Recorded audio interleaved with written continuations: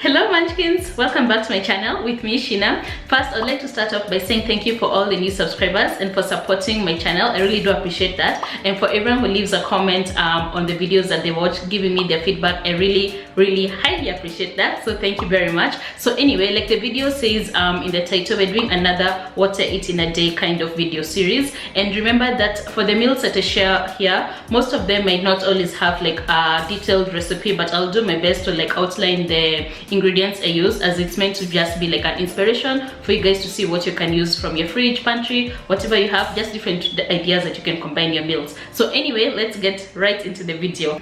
So for breakfast on this particular day, I wanted something sweet, or rather I was craving something sweet, so I made a smoothie. And for the smoothie, sometimes I add like ginger to it and other vegetables like spinach, and sometimes other seeds like chia seeds and the likes. But for this day, I just felt like having like a sweet smoothie with no vegetables or anything else added to it. So I only added some chopped watermelon and some mangoes, which I then proceeded to add into the blender and then blend everything up together. And as I was blending this, I was like, oh yeah, I would like this like a bit cooler, so I did add some ice cubes and then I blended everything together and my smoothie was ready. So it was like really fast, really easy to make, as you can see, as in like it's not fast, really simple.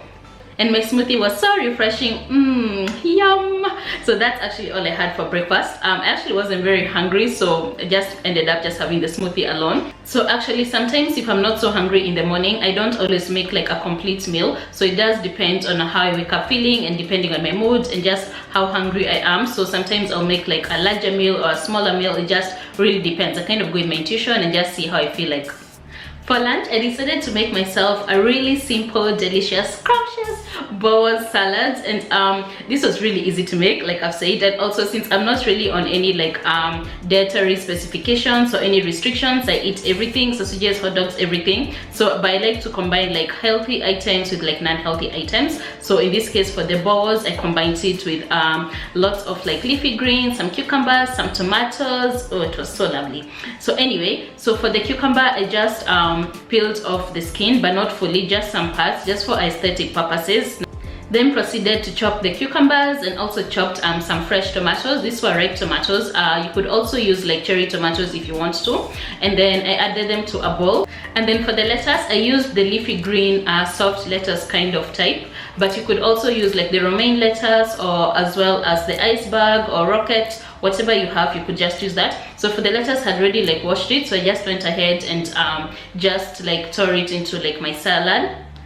And then proceeded to add in my chopped BOEREWORS. For the BOEREWORS, I just pan fried them the same way you'd pan fry like a sausage, with just very little oil until like it was golden brown and it was fully cooked inside. And then I let it cool before chopping it. So for the BOEREWORS salad, I seasoned it with some salt, some black pepper, some olive oil, and mixed everything in together.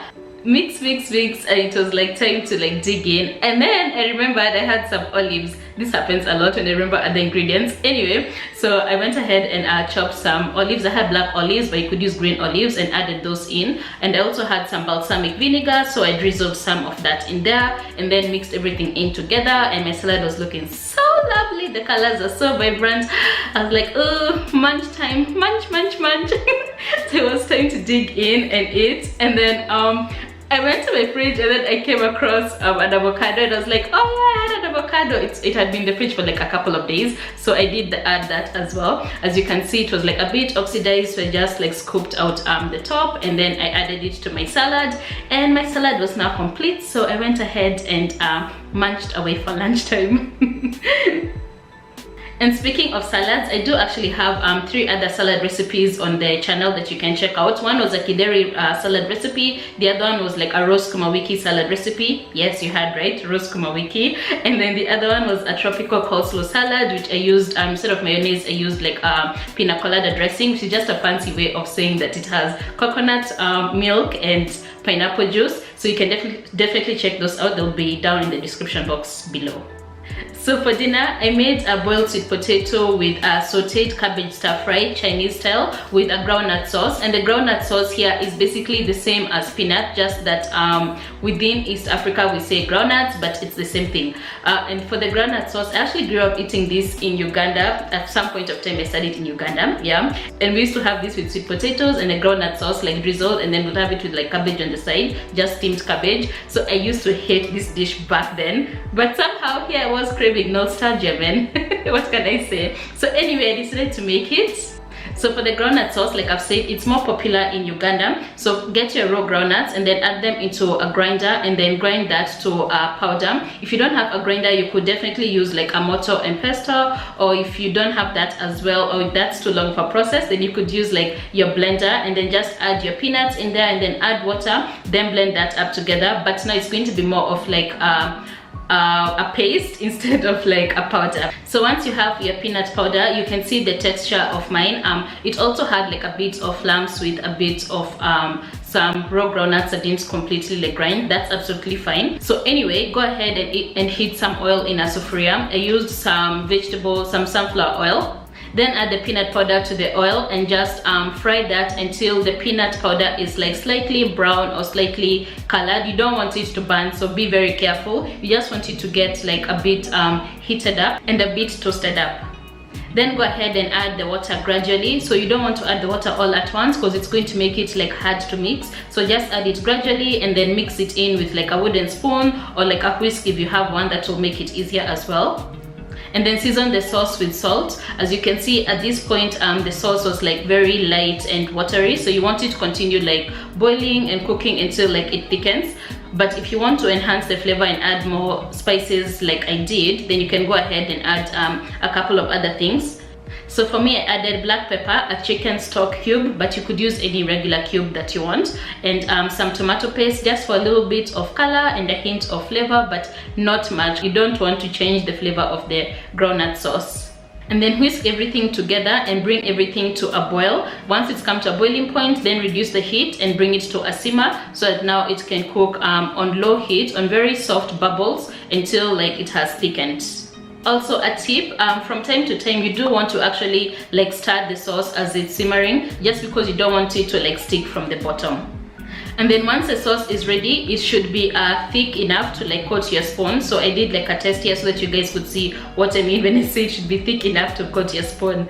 So you don't want it to be runny because it's a sauce. It's not a stew, it's not a soup, it's a sauce. Now depending on the amount of groundnut sauce you're making, it may take a longer time or a shorter time to cook. So like mine took like about 20 minutes, but it could take even up to like 40 minutes to an hour to cook depending on the quantities that you're making. And then also how will you know when it's ready? So like I've said, the sauce at the beginning was like very light and dilute, and you could actually taste like the texture of like the groundnuts on like your tongue. But then once it's like cooked, even when you look at it, like it's kind of comes together, so it's like a harmonious relationship. And then also the sauce has like this luscious kind of coating to it, and also it thickens like I mentioned.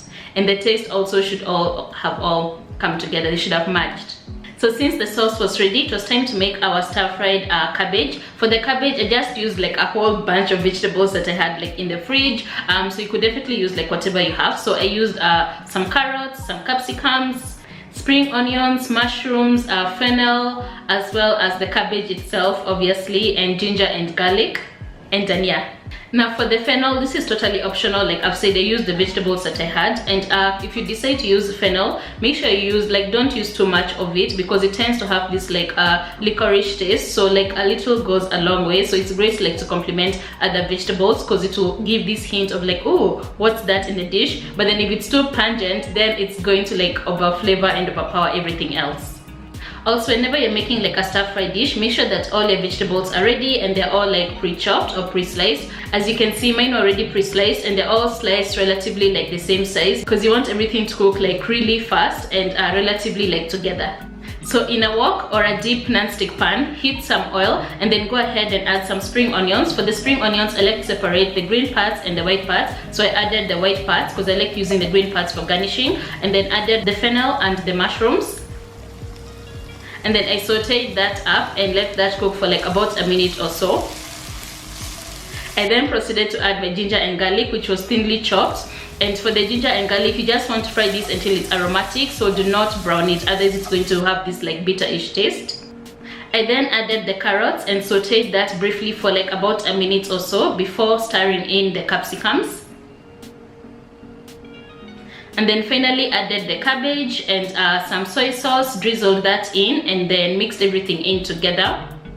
Then proceeded to add in the oyster sauce. As I've mentioned in other videos, I love adding oyster sauce to different dishes. Anyway, and then finally tossed everything in together and increased the heat, because remember we're making a stir fry, so we want everything to cook on a high heat. So this doesn't take long. So like within 3 to 5 minutes, everything should be ready. So I cooked the stir fry cabbage on high heat until the cabbage had semi-shrunk down, as you can see, and the cabbage was still like slightly crunchy, so you don't want it like all the way mushy, you want it to still retain its texture. And then finally give everything a taste to see whether you need to add any more oyster sauce or soy sauce. And then I finished everything off with some dhania, some chopped dhania, and some spring onions, the green parts. Like I mentioned earlier, I like to separate those two. And also if you have like sesame seeds, you could also throw those in as well. I had some but I forgot to add them, so oh well. So I served the stir fry cabbage with a boiled sweet potato. The boiled sweet potato, I already had it. It was like leftover, because in Kenya we do that often, whereby you cook like sweet potatoes for breakfast. So this is a great idea of how you can use the sweet potatoes instead of just having them plain. So I just cut the sweet potato into half and then just fluffed up the flesh. And for the sweet potato, I should probably mention that I had already warmed it in the microwave before cutting it and fluffing it up. So if you're not boiling your sweet potatoes from scratch and you're going to warm them in the microwave, then make sure that you pierce through with like a knife or like a fork, so that way the heat has somewhere like to escape, and that way it will not like explode in your microwave and make like a huge mess. So I topped the sweet potato with our sauteed cabbage and drizzled the groundnut sauce on top. Yum!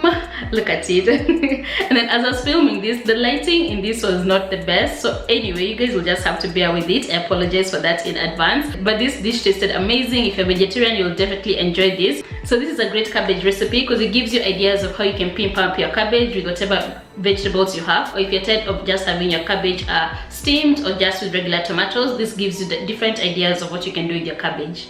So I hope you guys enjoyed this video. If you did, please give it a thumbs up, because that lets me know that you guys are enjoying this type of content and I can make more similar videos as well. And also you guys can share in the comments down below what fantastic meal you ate today or had today. Be sure to check out the previous what I ate in a day video, and of course subscribe to the channel. I'll appreciate that, and I'll see you guys in the next video. Bye!